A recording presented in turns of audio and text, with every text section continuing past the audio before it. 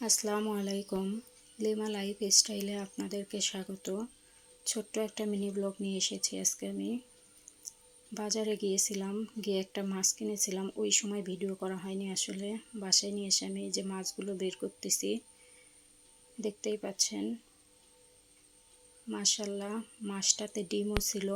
এটা আমি এখন ভালোভাবে ধুয়ে পরিষ্কার করে নিব। নিয়ে আমি মাছগুলো কেটে নিব। এই যে অফ ক্যামেরায় আমি মাছগুলো কেটে নিয়েছি।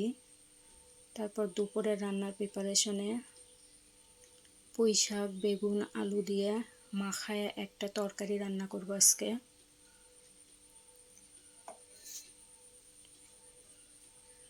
এই যে আমার তরকারি রান্নাটা প্রায় শেষের দিকে।